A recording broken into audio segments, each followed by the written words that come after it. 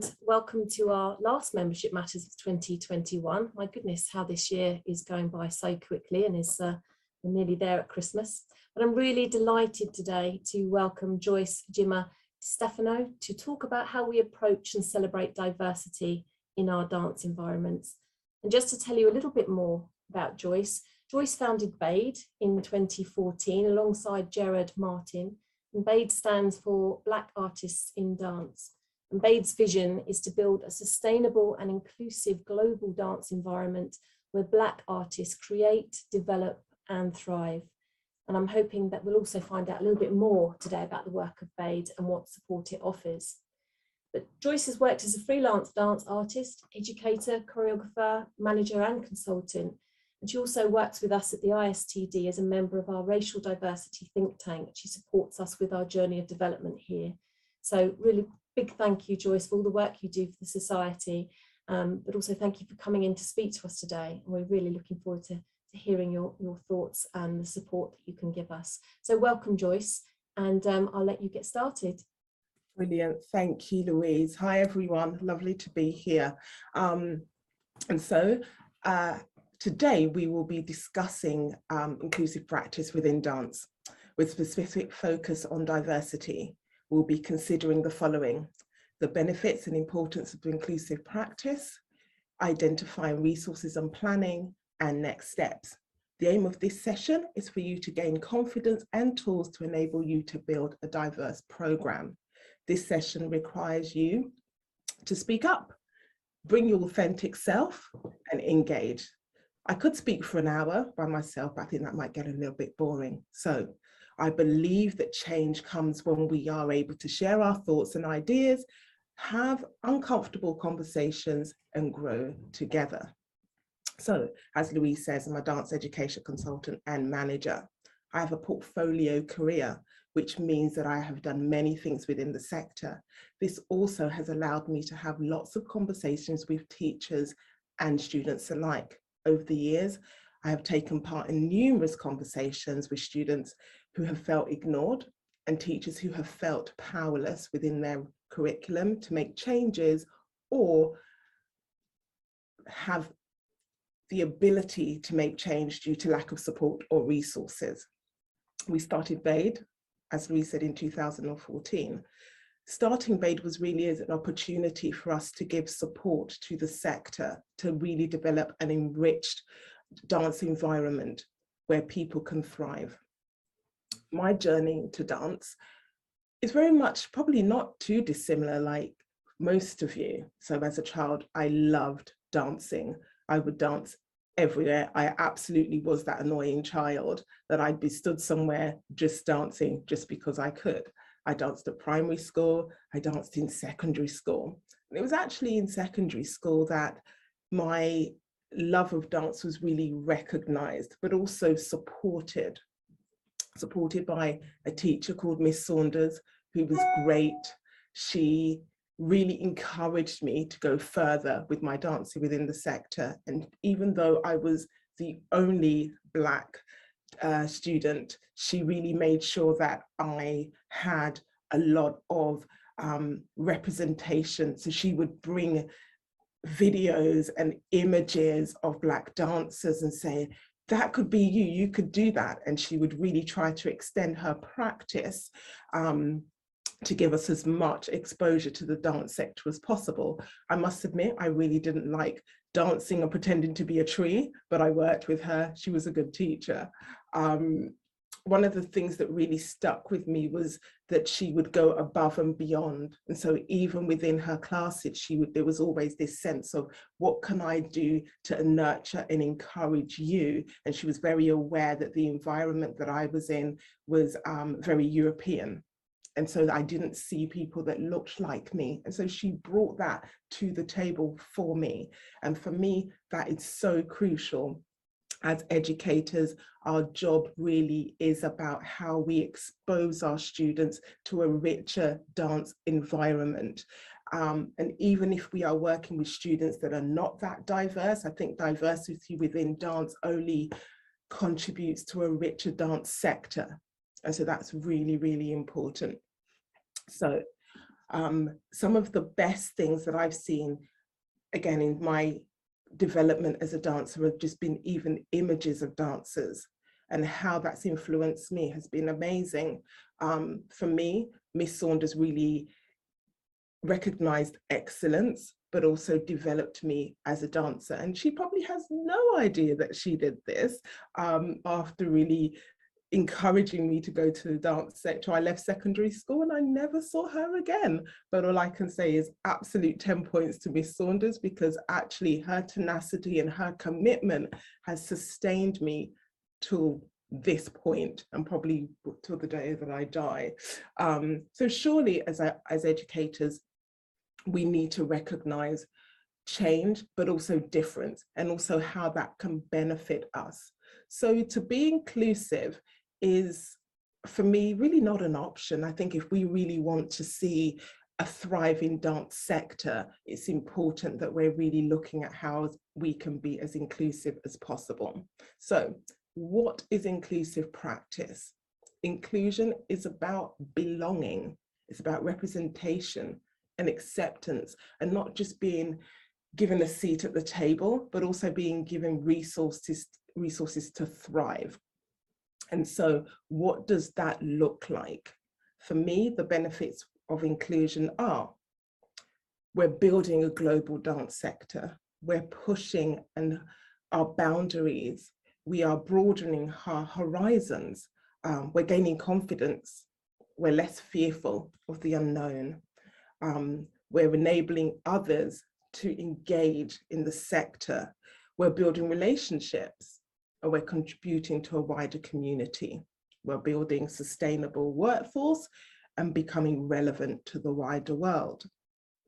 There are barriers to this though, and our barriers are what I would call unconscious biases.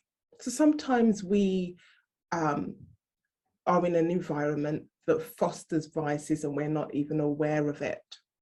I would like you to think about who you consider to be your trusted circle.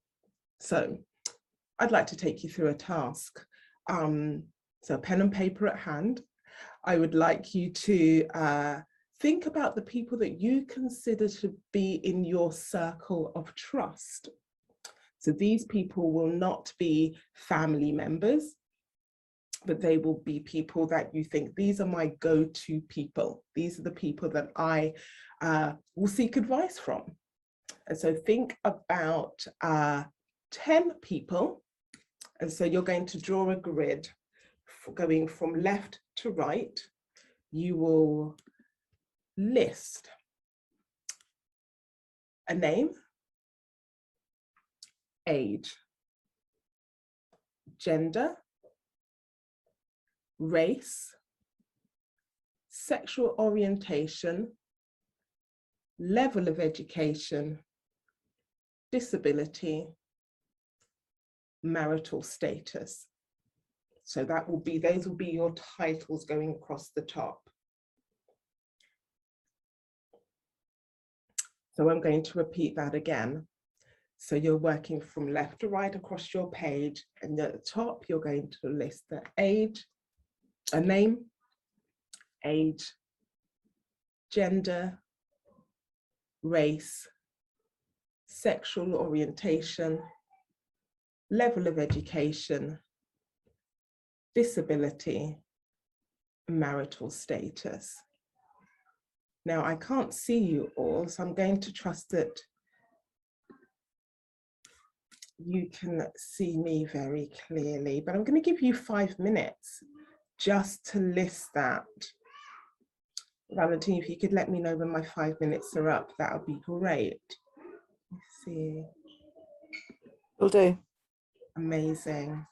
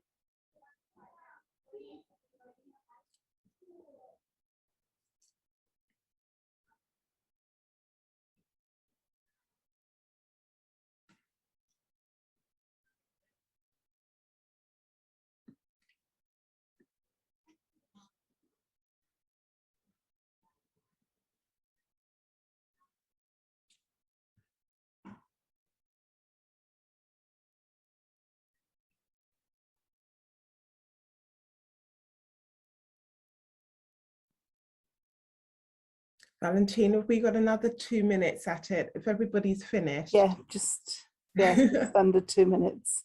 Okay, okay.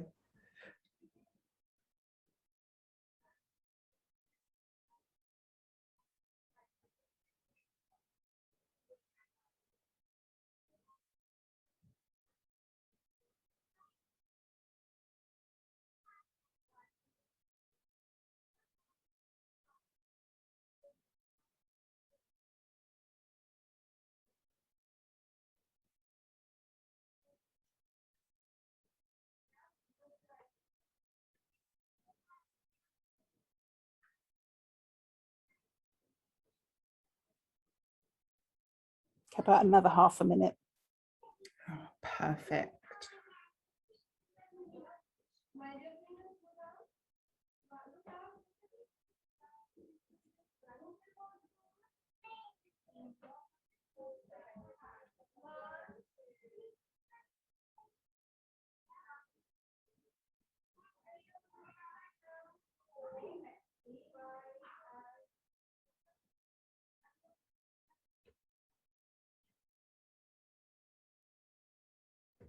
Okay, time's up. Brilliant, thank you. Would anybody like to share if they see any similarities in the group of, or the list of people that they have in front of them?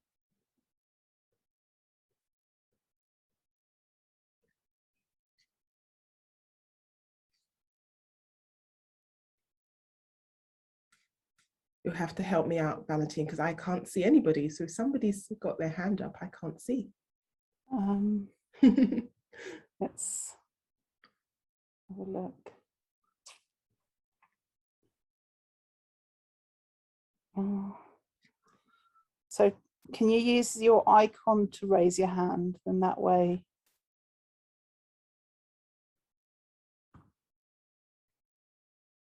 Have a look at the gallery. There's him.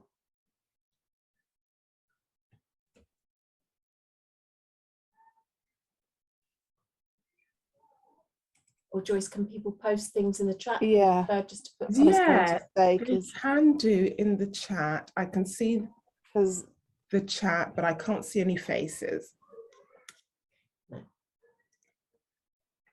no, because it's a webinar, we can't see faces. But if people raise hands via the raise hand thing, then I could count. Sure, sure. Yeah. Does anybody see any similarities? How about we start there? Does anybody see any similarities in their list? So could it be the same gender or same age or the same ability? Are there any similarities that you see? Louise, did you do the exercise? I have Lisa Mackenzie, thank you, Lisa. And she says, mostly white females around my age, and I struggled to get to 10 people. Miss Zoe says, mainly same age, sex, gender, and race. Thank you. Anyone else?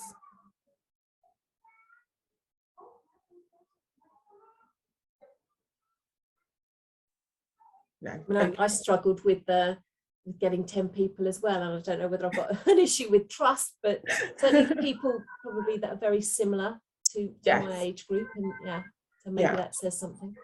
Yeah, and so research has proven that actually we feel more comfortable with people that look like us, the same age as us, this is who we build our circle of trust with. And so therefore you can imagine that in itself can be a barrier to inclusive practice or diversity, because if we only mix with people that look like us, that are the same age as us, have the same ability as us, that in itself is a barrier. Now, when we think about more towards the dance sector, let's again take a few minutes to think about some of the messages that we've received through dance that again could be a barrier to inclusive practice. So this time, Valentine, we're just going to take 2 minutes at it. 2 minutes just to think about some messages that you have received about dance, whether it's recently as you were growing up, learning, being in the dance sector, that could be a barrier to inclusive practice.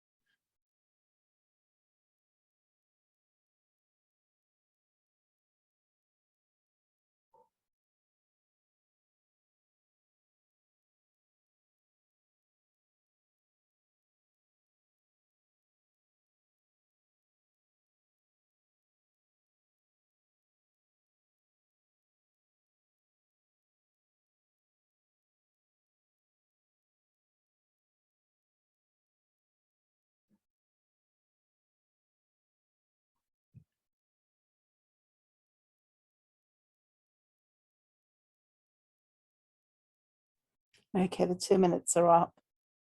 Perfect. Again, maybe through the chat, does anybody want to share some of their messages that they've received about the dance sector or dance as a whole that could be a barrier to inclusive practice?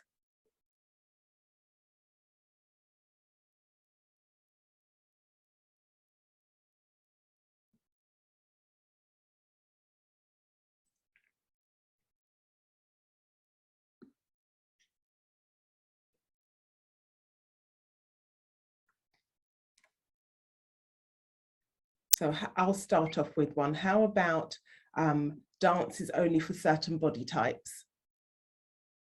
We've also got one saying financial, location and ability. Yeah, absolutely. Ability is a big part of it, isn't it? How about something along the lines of Black people can't do ballet? Has anybody ever heard of that one? Get another one through the chat. Thank you, guys. When I was young, dance was considered a middle class activity for the able-bodied and slim people. Exactly. Natural color skin tights, shoes only match white dancers. Exactly. So again, these are all barriers to inclusive practice.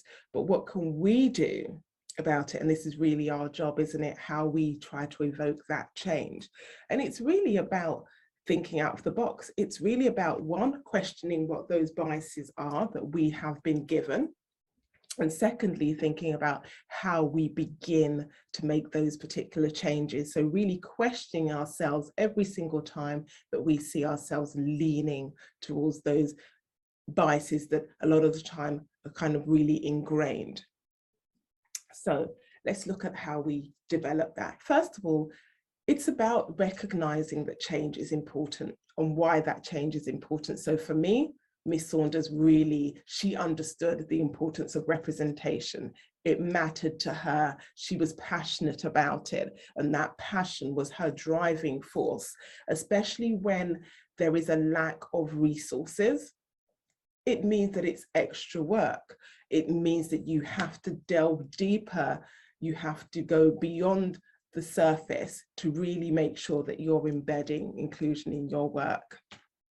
That might come through in terms of your resources. It depends where you're starting from. You know, later on you'll be able to give your questions in the Q&A, but it's really important to understand where your limitations are and where you're starting from at the moment. For some people, it might be a lack of resources. So where do you go to find those resources? When you are looking for your resources, are you looking for best practice? So if, for instance, if I am looking for a classical South Asian dancer, am I looking for the best person in that particular field? Or am I just going to say, well, I'll find the first person that says they're a classical South Asian dancer or dance teacher? And where do you go for that? You know, we have got organizations such as One Dance UK Academy. You have DAD, the Dance of the African Diaspora. You know, are we reaching out to those people, and are we then looking for best practice within that? Even within the community that you're in, there will be best practice, there will be really experienced people. And I find that generally when we are looking for diverse practice, we tend to not match it to the same example as we're looking for instance, a ballet teacher or a contemporary teacher. Within those particular genres, we tend to say, well, who's the best ballet teacher? And where do I find them? And we really do our work in order to make sure we engage those people. But when it comes to dance of different ethnicities or genres, we tend to say, well, this person says that they're this, so I take it on that word that that's what they do. And so then how do you find best practice? If you don't know that particular style, how do you then find best practice? Again, it's about going into those communities, finding those particular teachers and working alongside them. Really, it's about going to also view. It takes time and resources. So for me, if somebody contacts me and says, I'm a jazz teacher, I want to go out and see them teach. I want to know, have an idea of their knowledge within the field. And I want to be able to compare and contrast to everything else or my other knowledge that I have, rather than just saying, okay, I take it as a given that that's what you do, so you're the best person within that practice. It's also about setting goals to make sure that, again, we're reaching them. I think a lot of times we feel like, well, if I'm coming out of my comfort zone, it's a little bit uncomfortable, so I'll just do this for this month, and then that's it, I've ticked off that box. It's about a practice that is inclusive, but also strategic. And so it doesn't become a tokenistic gesture. It's something that you are embedding in your practice day in, day out, and you're looking for resources in order to make sure that you are continuing that chain of thought that you started. So if you have a young person or even an adult that you're teaching, that it's not just, well, I've given you this much and I can't give you any more. It's really about how you find that embedding that practice through every aspect of your work. And that's where generally I think the problems can arise. And so it's about developing a network. Where do you begin to develop your network? We are now living in an age where geographic kind of locations are not a problem. I think Zoom, if anything, has taught us that we can connect with anyone around the world without even moving from our own seats. And so again, it's about the time and the effort. So it's an investment. And I think that that investment you put in will pay dividend. You will see that in the students that you're teaching. You will see that in the reach that that you have, and the enjoyment, and how people are enriched by what you're offering. And it's really that goal that should drive you to seek and to do more. There is a power in recognizing difference. And I think that a lot of the time we tend to be scared of difference rather than embracing it. And so again, it's about how we start to look for that difference and not become scared of it or be scared of it, and think about how we connect with other people. Again, going back to that circle of trust, it's about stepping out of your comfort zone a lot of the time. And so building a program means that we are consistently engaging with that program, and we're figuring out how we can make it better. I'm sure we can all think about the first time we taught a dance class. It must have been pretty scary. Am I the only person that was absolutely terrified the first time I taught a dance class? Anybody else?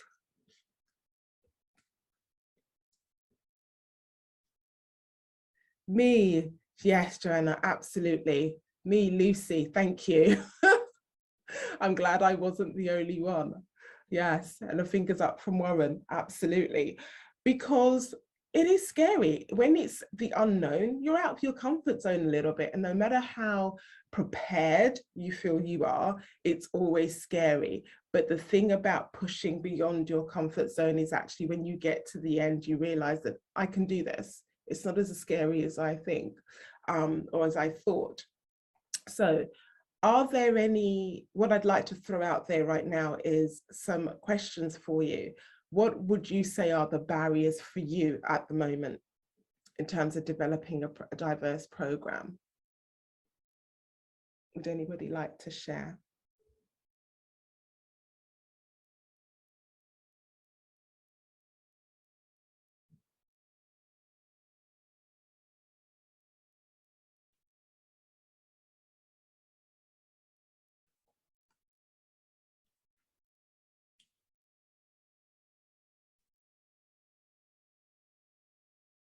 Okay, I'll kick off. So maybe it is the sense of resources. Maybe you don't have a lot of resources and you're on a very tight. So, oh, Sophia, thank you. You said, I'm afraid of offending my students without my intention. Okay, Sophia, could you elaborate on that? When you say offending, What do you mean? Could it be through language? Disabled students. Okay. Okay. So again, I think it's about language. Is that what I'm hearing from you? Or LGBTQ students. Okay. So that, again, it's about research. Exactly, language. Thank you, Sophia. So absolutely, it's about getting on board with what is acceptable language. I think we all know language that's not acceptable, absolutely, but it's also being aware of the people that you have in the room and tailor-making your class to fit those people. So if you have a disabled people, I had a really interesting anecdote in one of the seminars that I led recently, where a teacher had said they'd made quite a scary error where they had had a disabled participant who's wheelchair bound, and just because of routine and what they're used to doing, they said, right, everybody stand up. Can you imagine how horrified they felt when they realized that actually that wasn't a reality for that person that was in the wheelchair?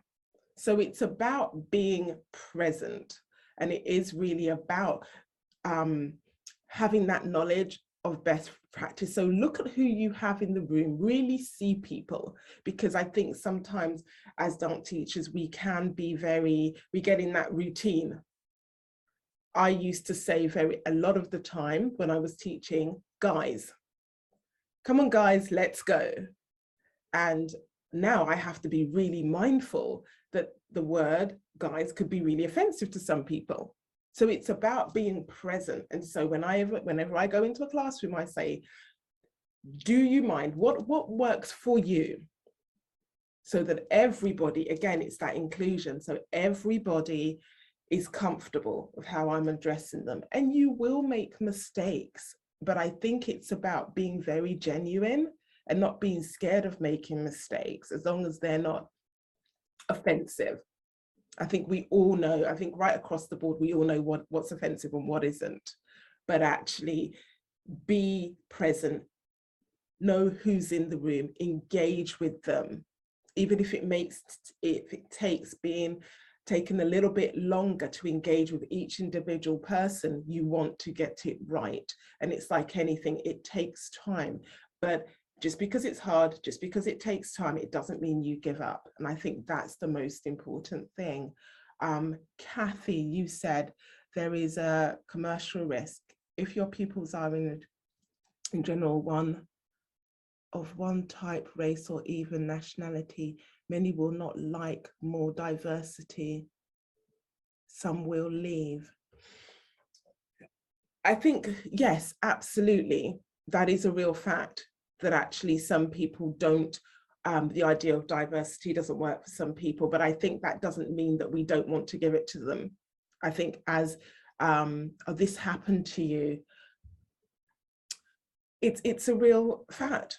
I don't think that there's any way that you can circumvent that. Absolutely, there will be some people that will say, this isn't for me, but I think your job as a teacher is to educate and give the best possible experience. Sometimes we don't know that we like something until we've experienced it. And I think that's, as a teacher, for me, I always come from that perspective. And it's not just about diverse dance classes, it's about pushing yourself and pushing your boundaries.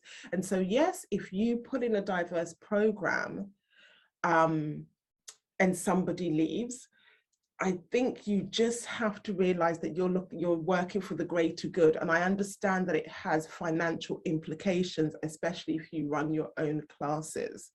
But that doesn't mean that you can't start to introduce diverse practice. You can diversify. So it might mean that actually you run different programs.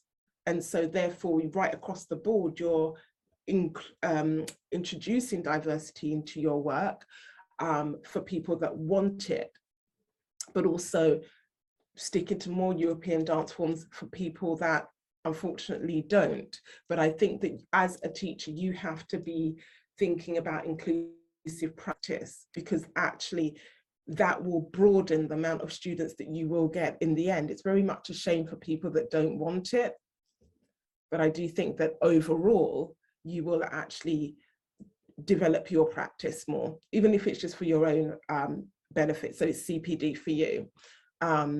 Michaela says, if pupils are not open to diversity, I'm not sure if I would want to teach them. Again, I think that we have to look more globally than that. I think that I can understand absolutely that if people don't want it, you don't want to force it upon them, but I think at the same time that you want to expose people to as many skills as possible. And I would, as a teacher, really be reinforcing that rather than saying, you don't want it, so I'm not going to give it to you. The dance world in itself, once we come out into the industry, is so diverse. I think gone are the days that we even looked at being a triple threat. You know, I don't know about you, but when I was teaching, when I was learning, you wanted to be a great dancer, a singer, an actor. Now you have to be great at all of the techniques, do aerial work, do acting. And so I think it also comes down to, are you preparing those particular individuals for the industry? And I think the industry is very much diverse in its practice.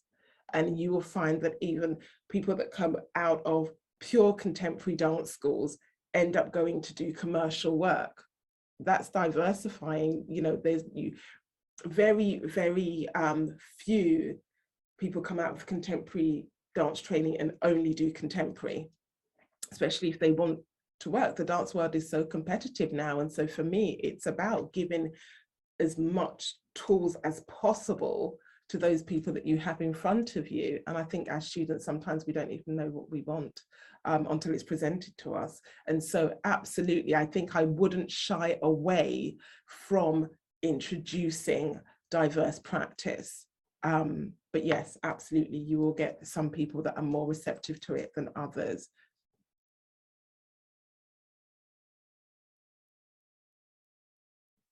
Yeah. Any more questions?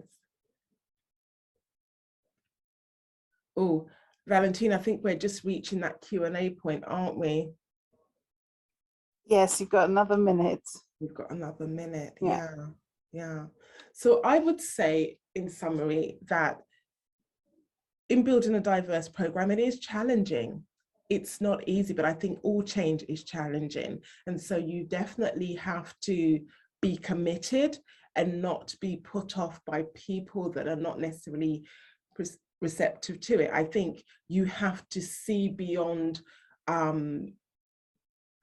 just the financial gain in the beginning, and look at the wider sector. And the sector actually is so broad and is so wide, and there's so many changes. I'm seeing organizations that actually people thought would never be diverse, really embedding diverse practice. And I'm seeing it on a weekly basis. And so I think as educators, it's our duty to want to give our students a broader spectrum as possible. So that's really important. Valentina says it is 11:45 now. Okay, so I'm going to slowly hand this over to you guys for any questions. This is our Q&A section, and so the floor is open. Please ask me anything that you would like me to answer. Yeah, over to you. And you can absolutely just put it into the chat. While people are having a think, Joyce, Yeah. I'd like just to say, okay, if someone was thinking about this, where would they start? They start with their pictures. Do they look at their schemes of work? Where would you advise? Here's the 1, 2, and 3 of where you start. Yeah, so absolutely. So if you're working on curriculum, I'll definitely start with your schemes of work.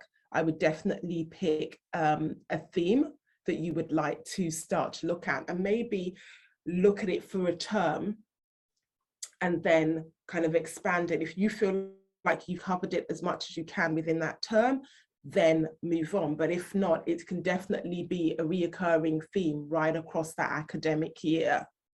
But the most important thing is to do your due diligence, do your research, find a network, speak to the people that are working in that particular genre or that particular style, really challenge. For instance, if you're teaching ballet, are you looking at the diverse representation of people working in the ballet field, or are you just looking at European standards of ballet? That's a good place to start for me. Who are the people? And again, if you are finding difficulty kind of finding resources, you can reach out to people like One Dance UK. You can reach, for instance, if it's ballet, you can reach out to Ballet Black, who are doing phenomenal work within the industry. And so definitely, I think it is about identifying the area that you would like to start with and looking at the resources to support that. But it does take time and it does take commitment. No, thank you. Thank you for that. No problem. Just wondered if you've got any questions coming through the chat at all. If there's anything you would like to ask. So I know going back in terms of, you know, students perhaps and not wanting to hear certain things or do certain things. I know that with music was a thing for me. I tried to use a range of music with students, and they always said, oh, we don't like that piece of music. And I used to say, well, you may not like that, but let's use that because it gives us a different rhythm, it gives us a different feel, and this is where this music comes from. Right. And gradually building up a repertoire of their knowledge, and then sometimes saying, okay, you suggest another piece of music for me to use next week. And we started to build on people's choices and tastes, as well as introducing new things. And I suppose I saw that as part of educating them too, in terms of not listening to the same thing or not doing the same thing all the time, really opening that out, that there are other, you know, music choices out there. And that's a way forward, isn't it, really, to sort of engage? Yeah, absolutely. And it can be as, you know, simplistic as introducing new music, just to kind of broaden their horizons a little bit. I think absolutely you will find, you know, your mix, you are dealing with different students, are all different. You're not going to find students in a room that are like exactly the same thing and want the same thing. But I think as an educator, your job is to start to introduce that. And the more you introduce it, like, and have that dialogue, like you say, you know, not just playing that music, but also relating it to the particular style that you're doing. How does that support what you're doing? Because a lot of the time they might just think, well, you're just playing this and I don't like it. But if you're able to kind of say, well, this is the influence that it comes with, this is how this connects to this particular style, then they will start to embrace it more, or at least gain an understanding. It doesn't mean they'll like it. Because, for instance, I've taught jazz for many years, and a lot of my students were very much used to commercial jazz, but also listening to pop music. When they whoever taught them jazz, they would play pop music. I always play jazz music, because the importance of aligning jazz dance with jazz music, it's where lineage comes from. So that was really, so some of my students were like, who the hell are you playing and why? This is not what we want to hear. So then again, it was about that lineage and them having that knowledge of how this relates. And so if we, for instance, say you're looking at contemporary dance and you're looking at, for instance, Graham, let's just say, a lot of Graham's influences were what she called exotic. But her influences were very, very diverse. And so again, bringing different music, different styles, all of these things were taken from diverse communities, and what developed into Graham was from that. And so again, being able to relate that really broadens the students' experience and their understanding of it, even if they don't like it. But I think that we have to realize that we are enriching students' experience. And that means being as diverse as we can. Absolutely. Yeah.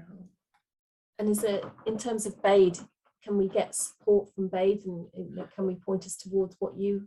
Absolutely, yeah. So BAID, the work that we do is very much about based on working with our partners to ensure that they are embedding diversity and inclusion in their work. And that really comes from selecting board members, it comes from their marketing, it comes from curriculum. And so a lot of the time we're finding that diverse work really is embedded only at certain points of the year. And so what we're saying is actually you're teaching a curriculum all the way through. How do we enable you to ensure that this becomes very much part of the fabric of what you do? And so it doesn't feel like an add-on. And so for some of them, it's very much like, okay, can you suggest some resources for us? Can you suggest some teachers? Can you suggest books? Yeah. And so that's very much the work that we do, but it's very much about a commitment. And for us, as much as a lot of people want to kind of do a little bit of, they're tentative, and I think it's sometimes about fear as well. You just, again, I think one of the ladies in the chat said, I don't know how it's going to proceed. People might not like it. But again, I think that the more you expose people to things, the more they become used to it. And this is the thing, it's about making that decision as an educator to make that step. And I understand that the real thing is that sometimes it has financial implications. But again, I think it's about how you're able to circumvent that. So maybe you don't change your whole entire program all at once, but actually you start to drip feed bit by bit, because change takes time and it's not going to happen overnight. Yeah. It does. There's a question in the Q&A box. I don't know whether you can see that. Yes. How should we approach a gender fluid class with a gender specific syllabus that has different boys and girls work? Yeah. Again, this is another one where we started again really looking at not having male and female roles. And really opening it out. One of the organizations we're working with is doing some great work in terms of really just eradicating that and saying that, yes, they are these male and female roles, but actually, essentially, it's dance. And what we're doing is dancing. So you can take that away. And so it's not so gender specific. And I think that absolutely, you can put the historical context of where it's come from. So this might be, if you're, for instance, looking at ballet, you might say, okay, historically, we've had male roles and female roles, but there's no reason why you, as the person that's presenting the work, cannot change that around.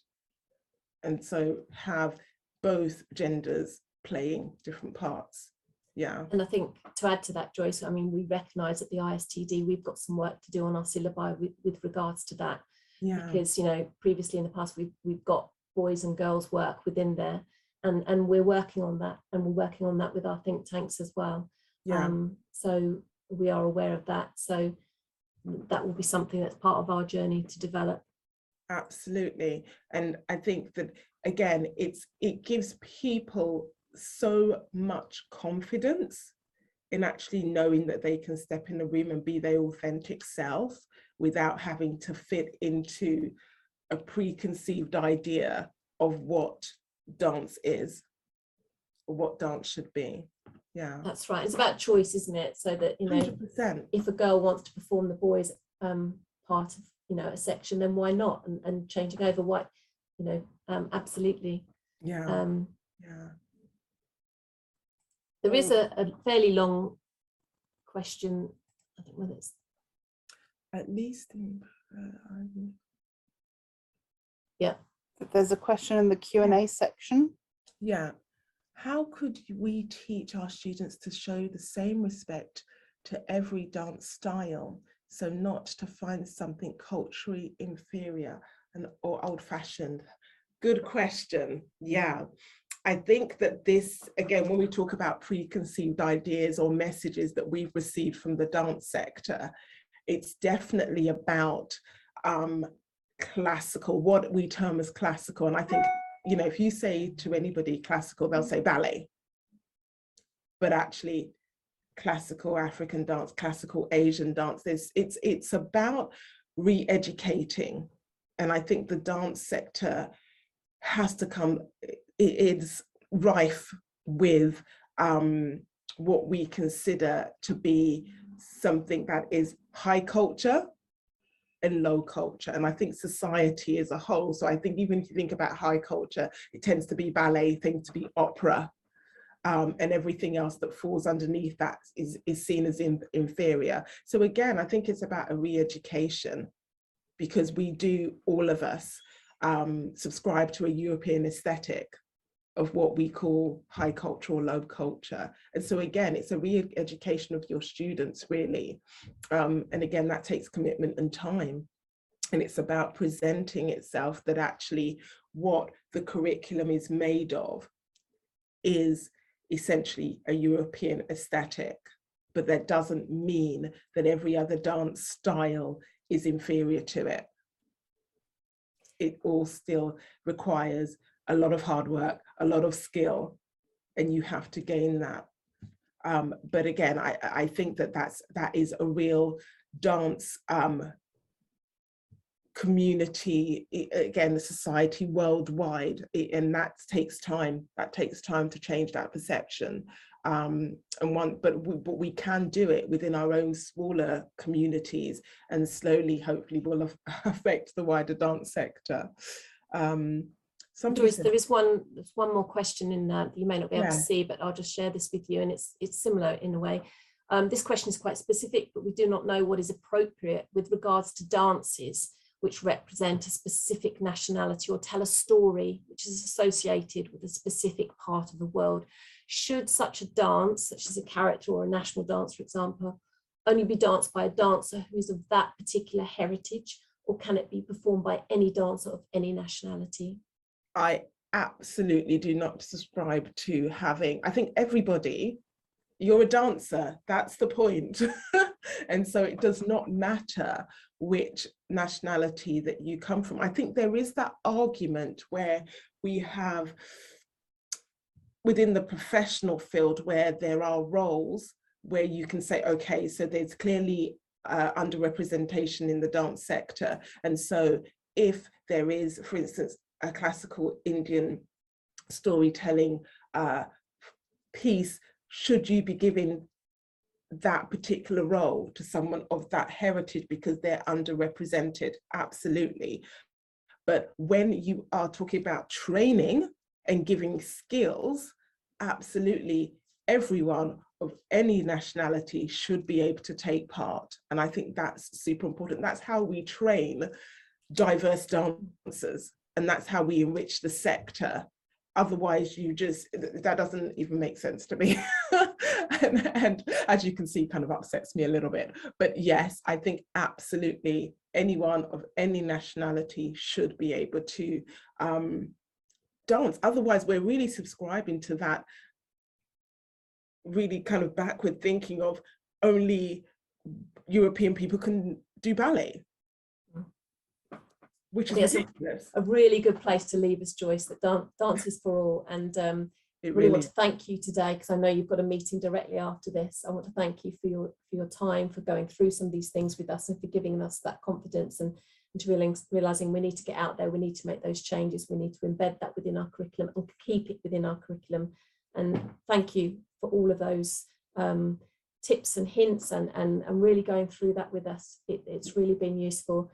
No problem at all. I would like to say that this is lovely session, but so short, and we could do Let's do more. Let's do more. But you know, if anybody has any immediate questions, burning questions, something that they felt like, oh, I didn't really want to say in the group, absolutely get our email. Feel free to email us. We're more than happy to assist where we can, but also have those difficult conversations, because in only doing that, you know, are we actually going to change the sector? So thank you all, and absolutely feel free to reach out to me. Thank you, Joyce. It's been a real pleasure. Thank you for today. And thank you, Valentina, for hosting. You've been a great timekeeper and keeping us on time. So thank you. Okay, thank you. So I'll end the session now. So thank you to everyone. Thank you. Thank you.